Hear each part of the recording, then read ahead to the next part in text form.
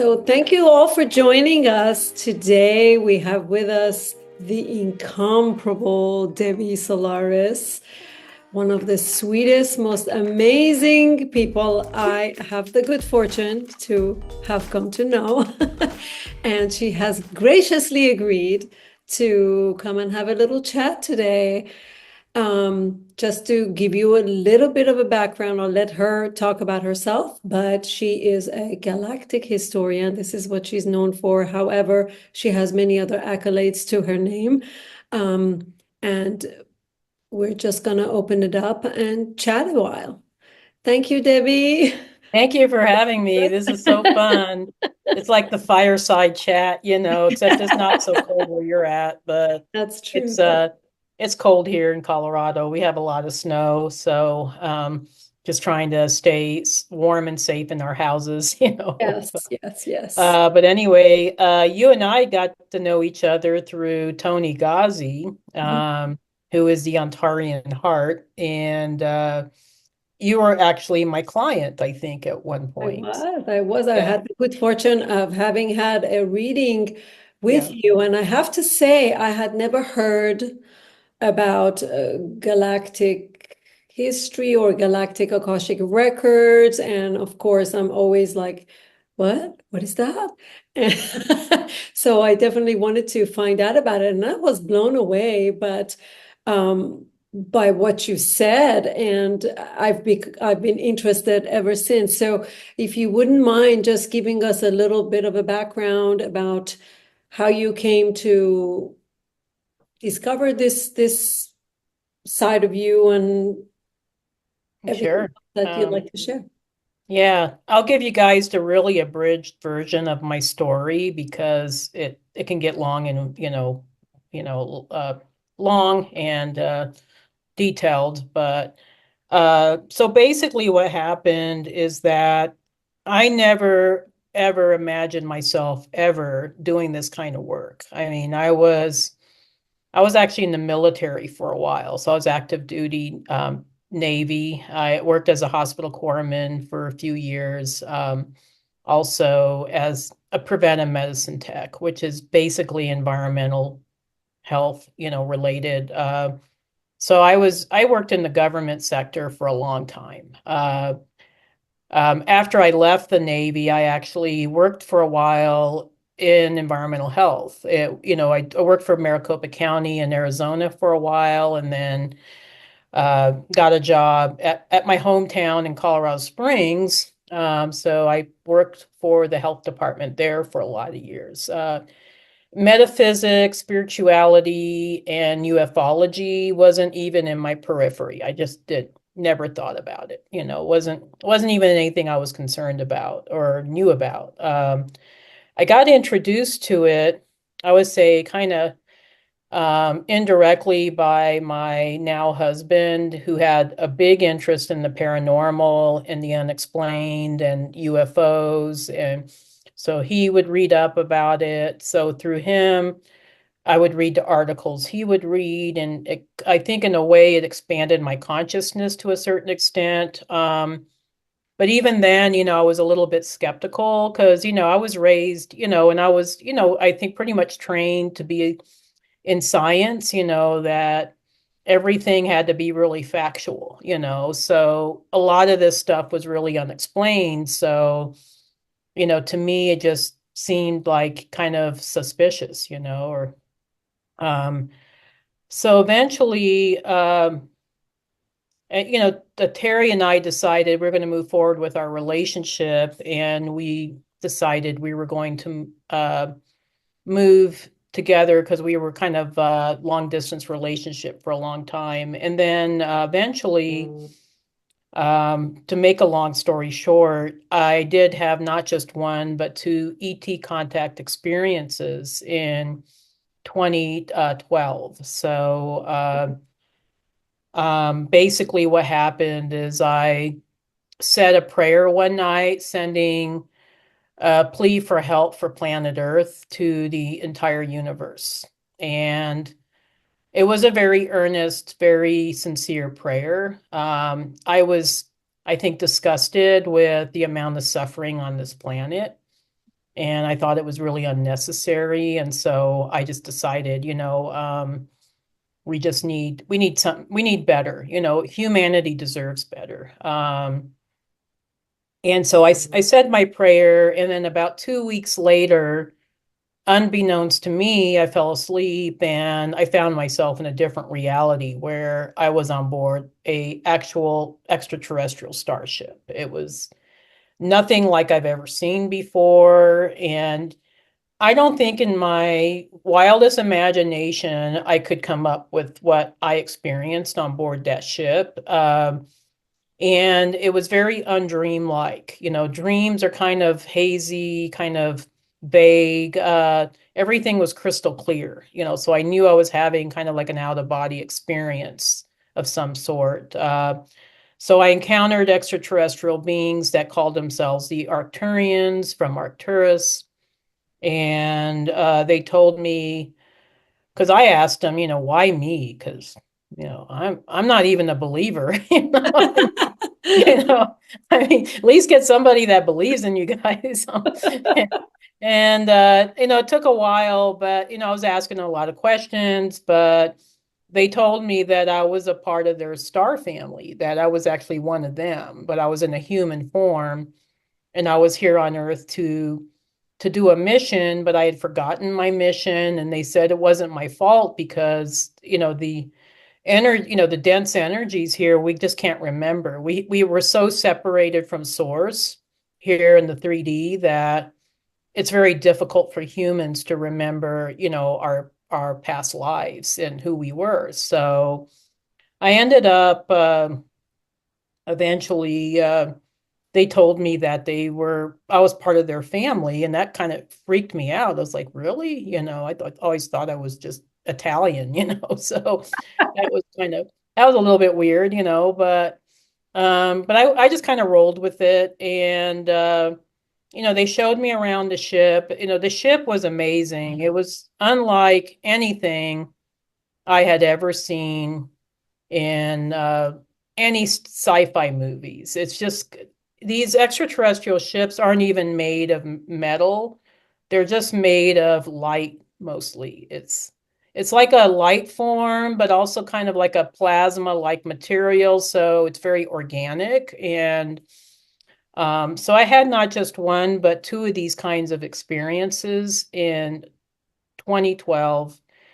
And even after the first experience, I had realized I changed. I wasn't the same person. I was starting to have downloads of galactic information, that was coming in my head almost nightly. Like I was starting to remember a lot of things. And I also was starting to have a lot of interdimensional type of experiences. I was seeing UFOs in the sky all the time.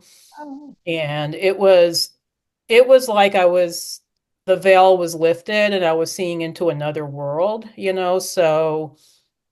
um, so that prompted me at that point to go on a journey of self-discovery, as I call it. So I took a lot of spiritual classes for 2 years. I didn't tell anybody.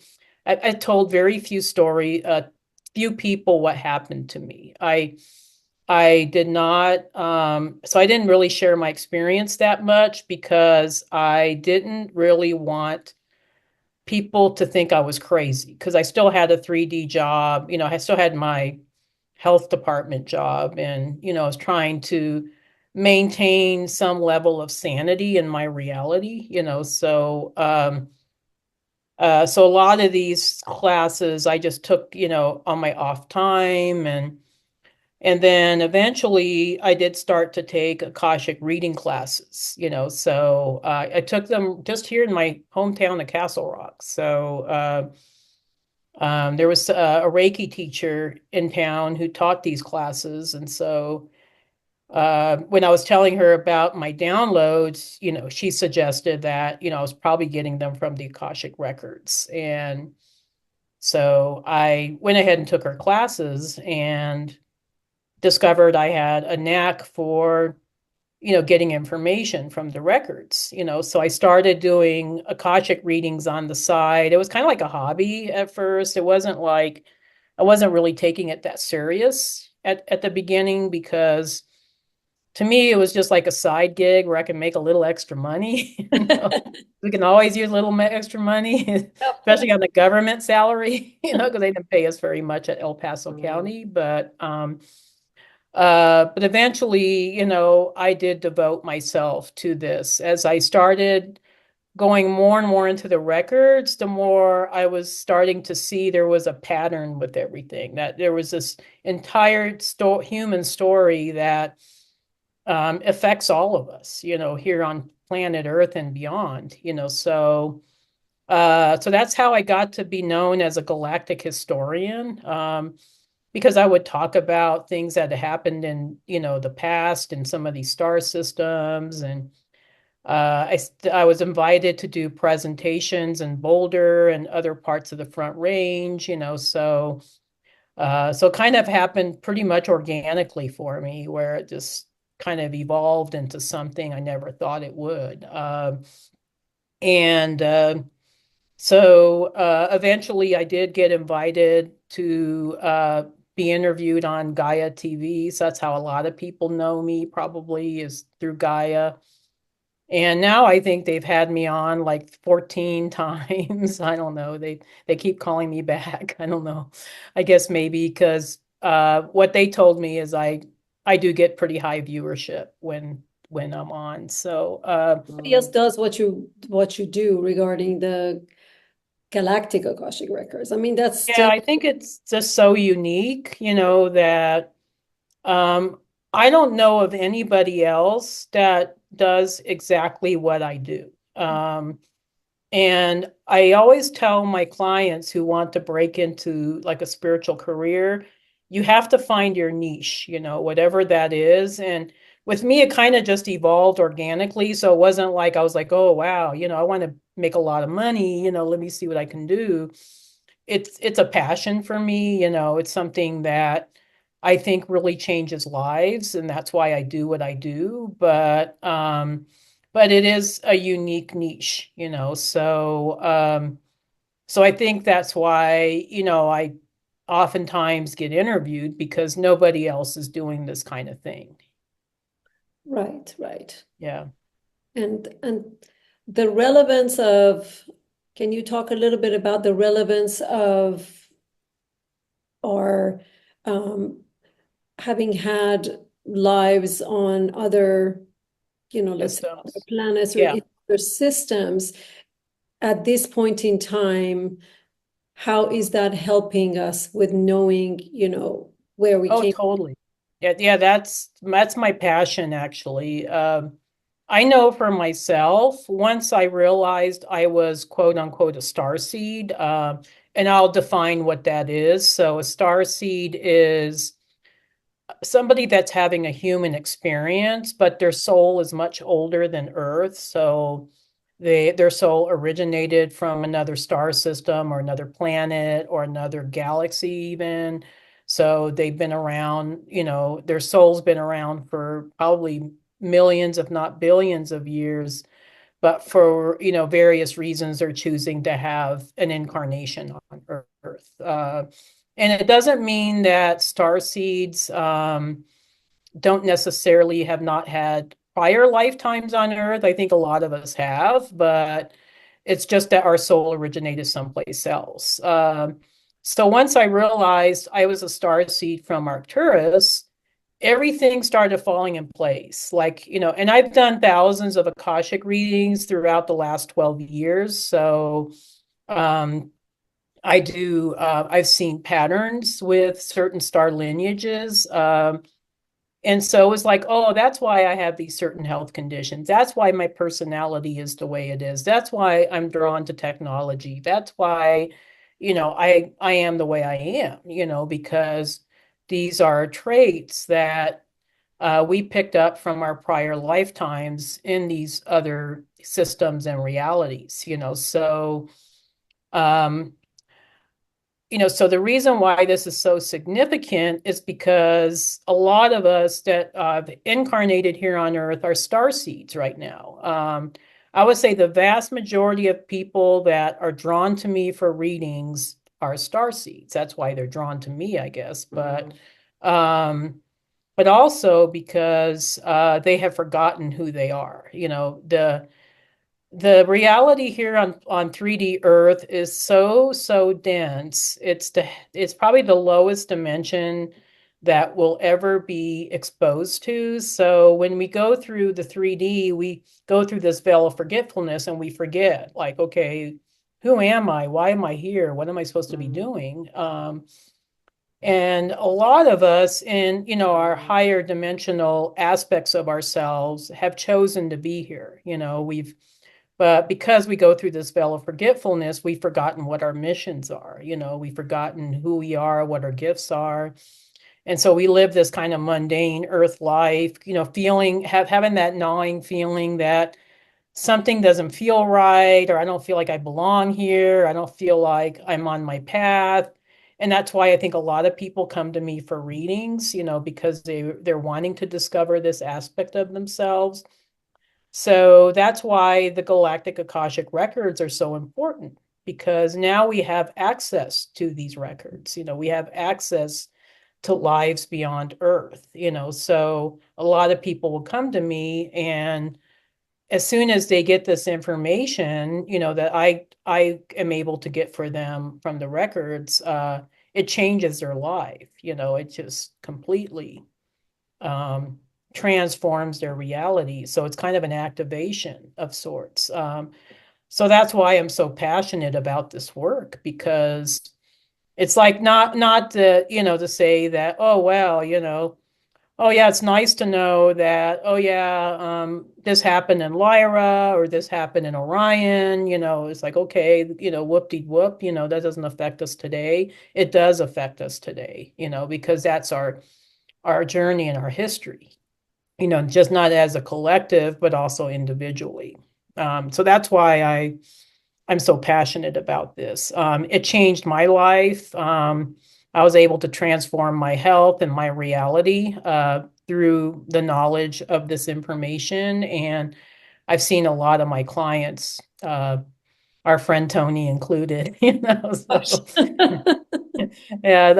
yeah, your listeners will have to look up Tony Ghazi. Yeah, He was the he's first interview amazing. actually, and yeah, he's just blossomed before my eyes. I mean, Oh yeah, no, he's I've just seen him grow and evolve and change, and he's impacting so many lives. I just have a lot of love for what he's doing and who he yes, is. and he's Yeah, so just like you. He's very passionate about all of this, and he's just aligned with who he is. He's yeah, connected to it, and he's yeah, very aligned and living from that space, which is wonderful to see.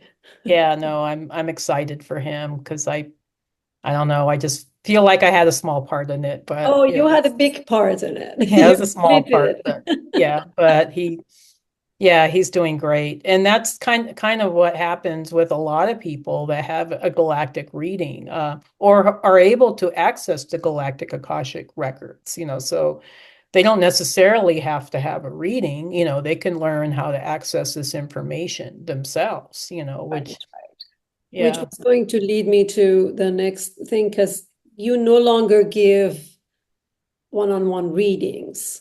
So how do Actually, you I do. still do? Yeah, I do. We just had so many people on my waiting list that we decided to open up the calendar. But honestly, I have like thousands of people on my waiting list. So if anybody new watches this, they're probably going to be waiting for years, to have a reading with me. And I'm kind of doing it on the down low, I'm not making like big announcements, Right, right. but I really enjoy doing readings for people. And so it keeps my abilities of going into the records fresh, because you don't want to get stale. It's kind of like, riding a bicycle, the ability is already always there, but you don't want to get, rusty,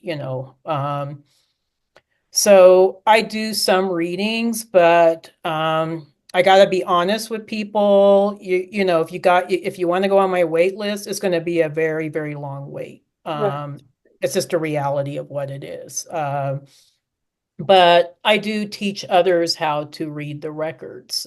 So if you're interested in learning, I guess my technique or my method for accessing the Akashic records, the galactic records, then I do offer a yearly course. Every year, I offer a course on how to read the Galactic Akashic records, and we generally tend to offer these usually in March or April, depending on my schedule. And we're going to announce the dates soon for 2025. But it's an intensive 8-week course, Right. so you do learn a lot in those 8 weeks. Yeah, well, And I would say for the amount of information that people get, we're offering it at a very reasonable price, which is $1,200. I know a lot of people freak out when but you're talking about 8 long weeks of a lot of information, so and we do a lot of it's mostly online, but we do a lot of one-on-one training with, so we all meet on Zoom and, we all go out in breakout rooms and practice, so great. That's wonderful. yeah. I'll ask you to give some information at the end. I wanted to Mhm. ask a couple of questions. Sure. One is regarding the readings, which I'm glad you're doing again. Can someone, for example, have like a second reading, or is just one enough to know? I think it depends on the individual. I have some people that have one reading and they're good. They're just like, cool, I'm good. I got what I needed. I'm on my way.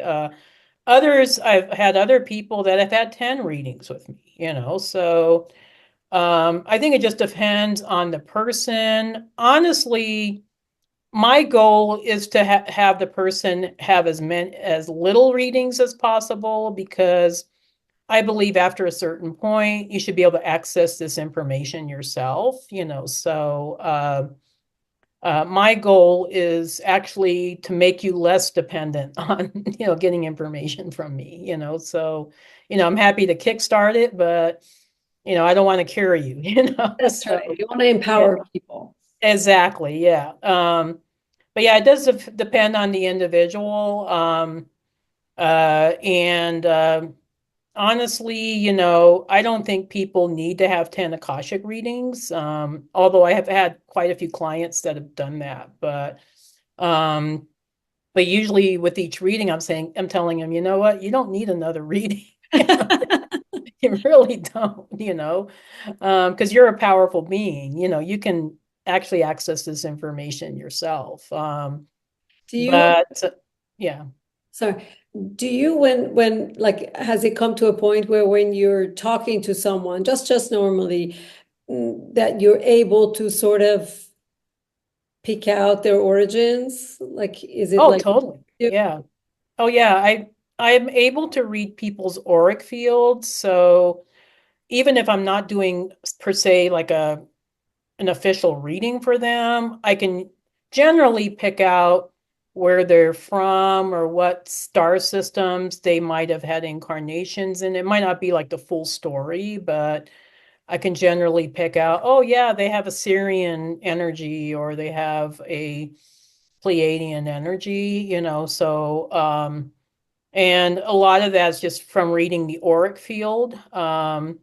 So we're all frequency and we're all emitting who we are through our soul actually resides in our auric field, is not inside our bodies. I think a lot of people have that misconception, but pretty much the auric field shows a lot of things, not just our chakras, but also maybe some, attachments or some health conditions or even, our star origins, so can you see mine? yeah, I would say you have a lot of Vega and so kind of Lyra and Syrian. energies. which is what I'm sure you've been in more systems, but that's what I picked up immediately with you. I would say you're more of a Vega oriented Lyra soul rather than white Lyran. So you're more aligned with the divine feminine. Um, exactly what you told me when we had the reading, and I was just like almost like dropped out of my chair because I have been feeling so connected to that particular thing, and I couldn't figure out like how to go about it. Like, why am I just so attracted to this? And you, boom. yeah, no, I mean, this information is powerful for people. I mean, it's life changing. And I would love to see more and more people do this for themselves or do it as a modality.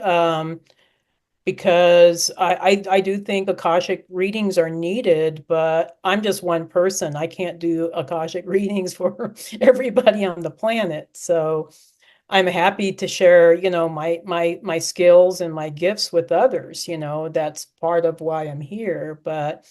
Um, but yeah, it is very life changing. And we actually teach people also how to read the auric field, so we do that as well.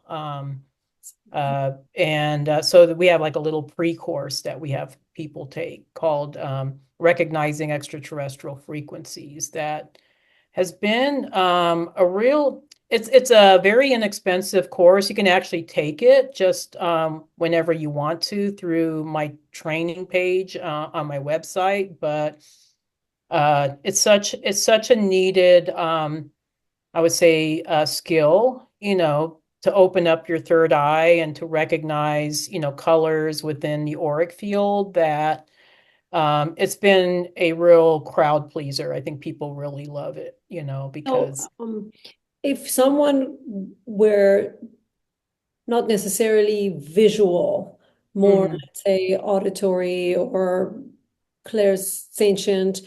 how would you teach someone like that to sort of recognize the auric frequencies?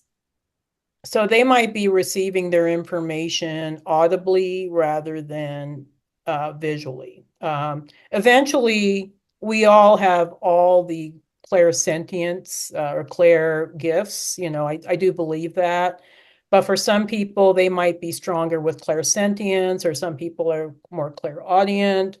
So maybe they're hearing in their head, like, oh, this, or they have that feeling of, oh, I'm feeling Syrian energies with this Okay. person, rather than seeing it. I'm very clairvoyant, I see things, so for me, it's just very immediate. But I've also developed clairaudient and clairsentient gifts, so sometimes I don't always see things, but I might get that feeling of, oh, yeah, I pick up a real, Pleiadian feeling with this person.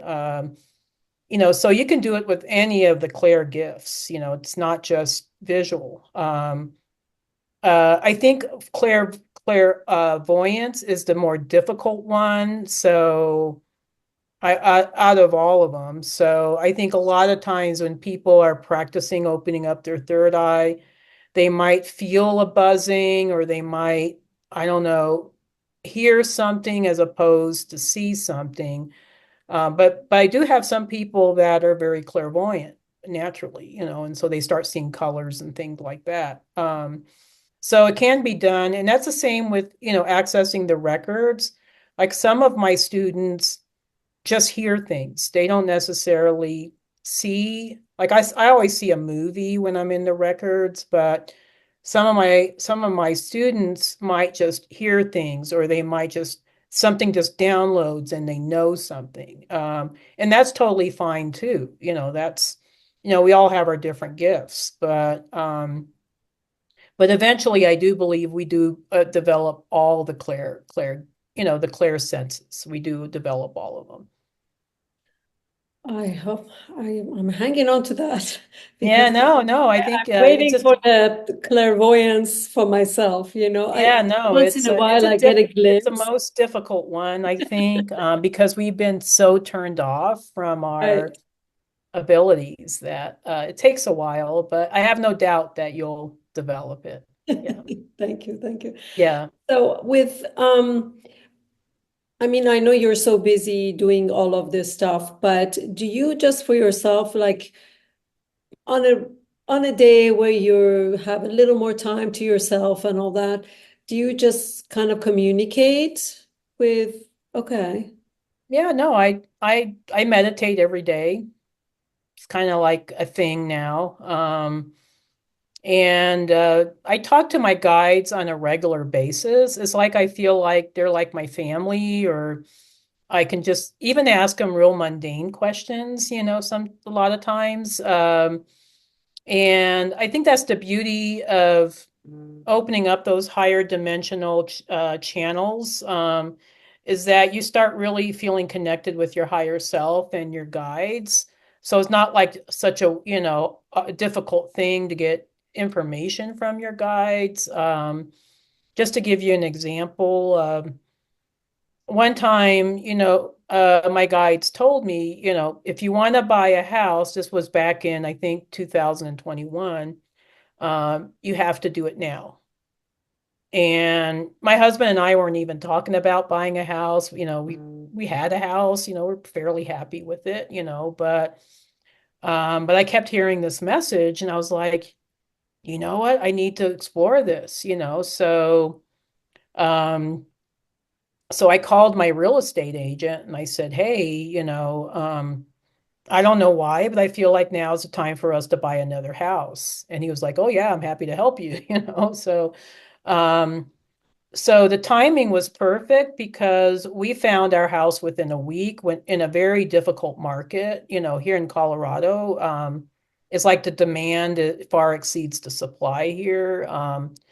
And we found it in the neighborhood we wanted, backing up to 19 acres of open space. I mean, it was just like this amazing house, and I was like, holy crap, how did we get so lucky? And then our timing was perfect because when we bought the house, the the interest rates haven't gone up yet. So we were able to get a low interest rate, so it wasn't the lowest, but we got a very, very low interest rate compared to what they're at now. So even like things like that, I mean, you can get downloads and information from your guides. And so now, we've been living in this house now for about 3 years, and it's been great. It's been wonderful. But yeah, a lot of people, think that, oh, I have to ask these really esoteric questions, and not necessarily. I mean, our guides are here to help us with every aspect of our lives, even the more material aspects. the trusting of it, that's, I think, sometimes, you know, hard for us humans in a three-dimensional body, we're just trusting, am I hearing that right? Is that, Yeah, like I think that's the getting into the biggest hurdle. headspace is what Yeah. sometimes keeps. I think that's the biggest hurdle usually is trusting our instincts or trusting our intuition, because we've been trained for years, programmed not to trust it, that we should only trust factual information. Exactly. And it has to come from an authority like our teachers or the government or religion, and it is so, so wrong. I think that's been a real disservice to humanity because now we have this, all these people that are just blindly following other people and not thinking for themselves, Yeah, um, so yeah, trusting in your own intuition, into your own connection with your guides really makes a big difference. It really can, that in itself can be life changing. that's true. I just want to hit on something that, when you started telling your story and you said that you uh, just one day just said an honest, earnest prayer, very pure, about the earth and all that to get some help. Mhm. Do you feel, with all that has come to pass in the past year and all that, and the situation that, we hear all globally, all these issues, and just our recent, experience here in the US, do you sort of get advice or ask for advice or,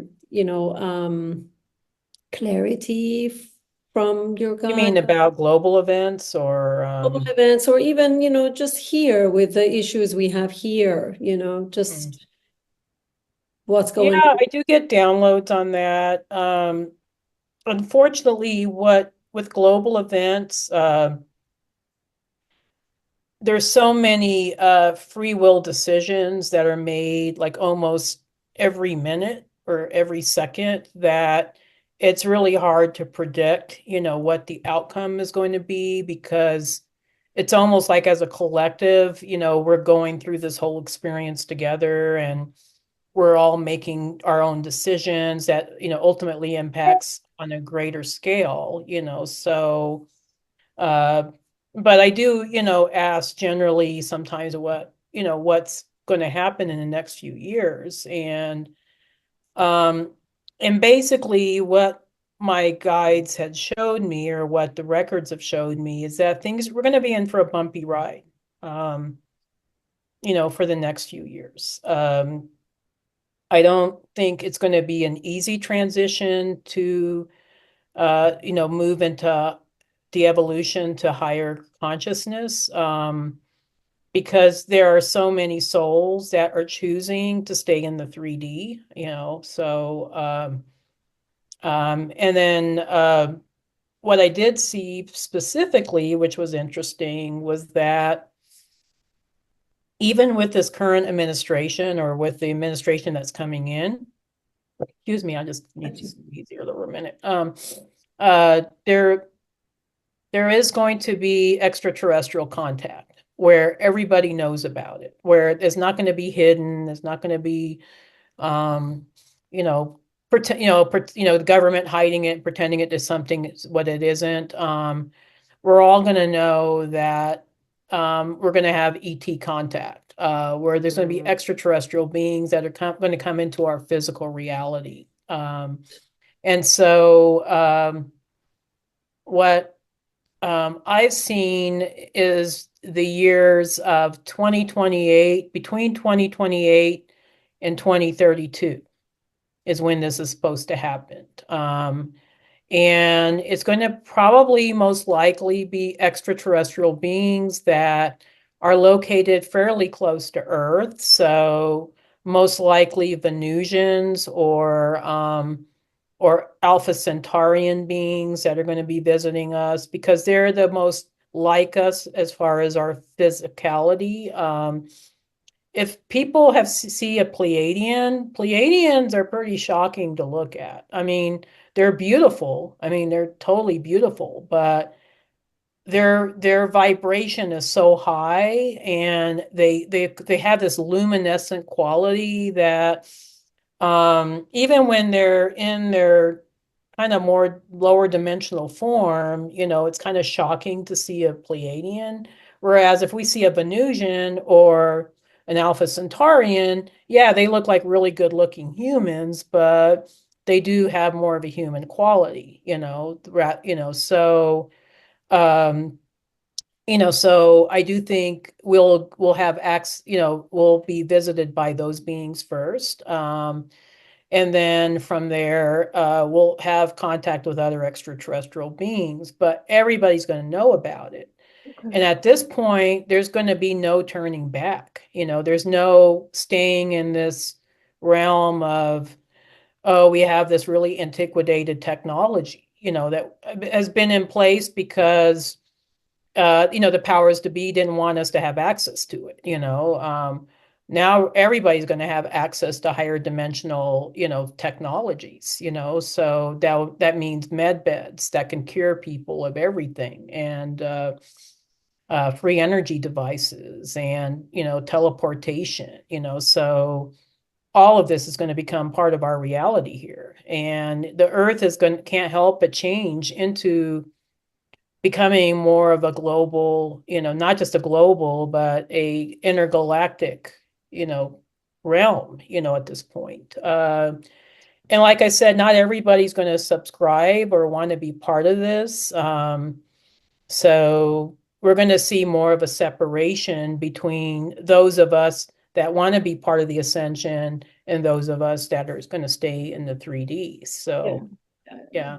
So the notion that, and I've heard this from different, so-called spiritual sources and all Yeah. that, um, that the extraterrestrials have in fact helped with the Earth not going into like Third World War and things Hmm. like that. So they, Oh, they've been helping us for a while. Yeah. okay, Behind the scenes, but yeah. Yeah. yeah, okay. So you agree with that as well. Yeah. Yeah. Oh, totally. Yeah.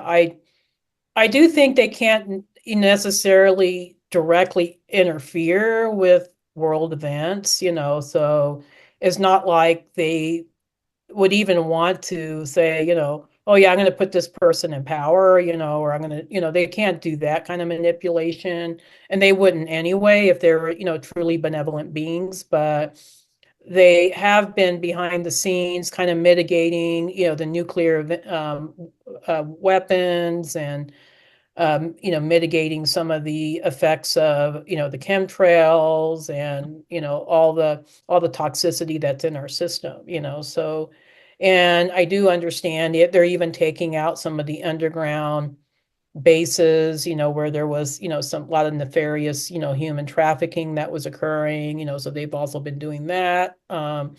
So they do try to help us behind the scenes, but generally, they can't just outright save us. That's not their role. We have to save ourselves. Yeah, yeah. Okay. Yeah. Well, if they help with the rising of the consciousness, I think that would Yeah, probably. exactly. Yeah.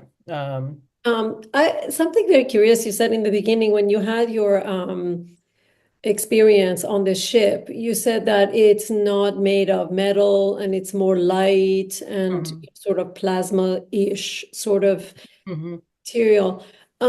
So what do you think about the sightings of the ships that people have had? And you said you have had also, and there was one, um, there are some that have been found in Mhm. deserts of Arizona and places like that. That Mhm.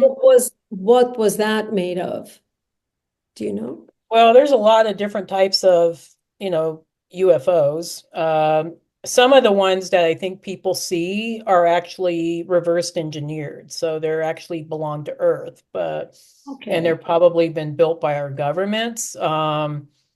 Like usually the triangular looking ones, that's usually reverse engineered. So not all of them are extraterrestrial, to be quite honest. I mean, because our government has access to a lot of technology that they're not sharing necessarily with the, the mass population. Some of the other ones I think people are seeing are light forms, so um, I mean, if you were to look in the sky and you had, like, say, night vision goggles, you would see a lot of activity in the sky. I mean, there's a lot going on, especially now.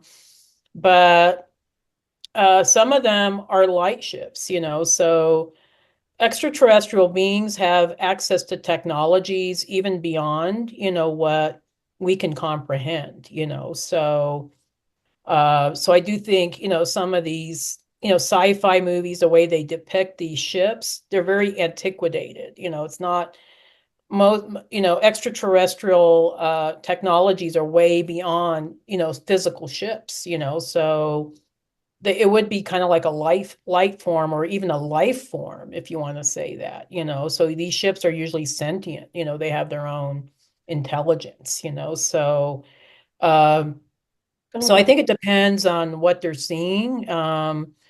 But yeah, some of the gray aliens, because they're more of a fourth dimensional being, they still have physical ships, and uh, but if you were to see, say, like an Andromedan ship, those aren't physical.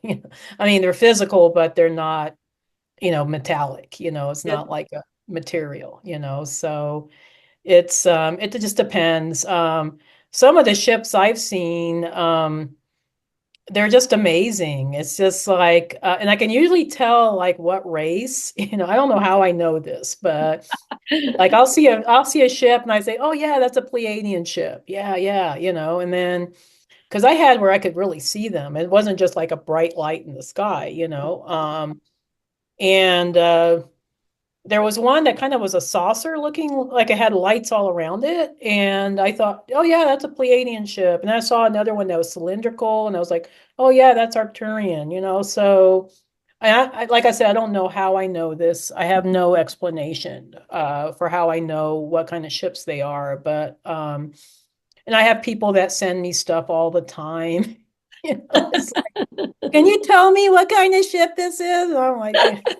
That's for you to figure out, I don't um but um but yeah, a lot of times I think, these people get really freaked out about the triangular ones, and those are earth-based. I hate to say it, but uh, they're not as extraterrestrial as people. It's just reverse engineered. But there's also a lot of ships that people are seeing that are extraterrestrial. So I don't want to downgrade anybody's experience, because we're having, more and more visitation now, because I think these beings are trying to prepare us, for the eventual contact. Yeah, that's so exciting. It suddenly like puts a little pep in my step. No, I'm excited too. I can't wait till it happens. I'm just like, wait, it's like, oh yes, it's gonna happen. Yes. Yes, yeah. I would love to get a visit before that happens. Maybe I'll get beamed up. Yeah, yeah. I think, I don't know. I do a lot of readings for people that have had their own experiences. So I do think it's happening for all of us more and more.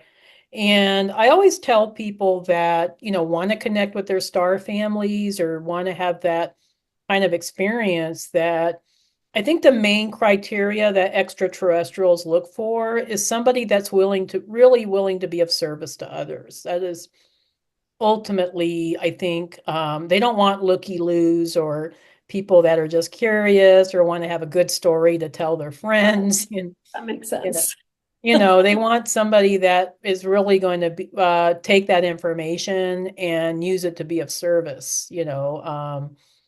I always tell this story that, the years before I um, had my ET contact experience and said that, prayer, sent it out to the universe. I actually did a lot of volunteer work. I was an animal assisted therapy team. I don't know, I don't even know how many hours of volunteer work I did for 6 years. And it was just something that I was called to do. I had an amazing teacher who was my therapy cat, Piglet, and she was an actual registered therapy cat. We did work with a lot of the Alzheimer wards. We did the Pause to Read program at the library where the little kids were reading to Piglet. That's my cat. Her That's a name was cute name. Piglet. It was so adorable. And she was adorable. She was a little hairless cat. People just fell in love with her. She was a Pleiadian being, actually. Speaking of Pleiadians, she was a Pleiadian in cat form. But yeah, we just did so much amazing work. We worked with the American Red Cross, with the Wounded Warrior projects at some of the Air Force and Army bases. So we just had an amazing time, and I didn't realize it at the time, but she was teaching me. She was teaching me how to be of service. Yeah, And that's the sweetest. I think my opening started with my first cat too. yeah, Never yeah, had I think any. our pets are really, they're a lot of them nowadays, they're actually star seeds as well. They're incarnating in maybe, a cat or a dog form, because they don't want to have a long contract here on Earth, because, who wants to be here on Earth sometimes? No, I'm very happy to be here on Earth, but sometimes you kind of wonder, Yeah, yeah. um, but they do want to be of service and they want to help out, Yeah, so I mean, we you have just contracts. look at them and you just know they know things. Oh yeah, yeah, Honestly, totally. animals, some of them, you just look at them and you're like, whoa. If they could physically just utter words, they'd have a lot to say. Yeah, Piglet had these huge eyes. They were like even bigger than normal cat eyes, and you could see like the whole galaxy in her eyes. I mean, it was just amazing. Yeah, she was an amazing being. But she passed away in 2017. But I still honor her memory by, I have a little feature on her on my website. So if people want to read that story, they can. Sweet. It's so Yeah. sweet. Yeah, but she was my first teacher. They're like Zen masters too. Yeah, they are. Yeah, they are. I Yeah. have two at home who just constantly just help me calm down, as soon as, especially my boy, as soon as he sees me, like obviously they can see energy, and as soon as Yeah. he senses that I'm agitated, I don't know how he picks it up because he's not always near me, but all of a sudden he's like right there, Yeah. being all cute and trying to like distract me, and it works. Yeah. It's like, it's okay, Mom. I'm here. I'm your protector. So, It works. It's just yeah. they're wonderful. Well, thank you so much, Debbie. I Thank you cannot for thank you having enough me. for This has being been really here. great. Just Thank so you. delightful. And for everyone who would like to know how to reach and find out about all things that Debbie does, we will have the information on this page under the video, and you will know how to contact her. Thank you so much, Debbie. And Thank good luck you. to you. Thank you. Looking forward to seeing you again.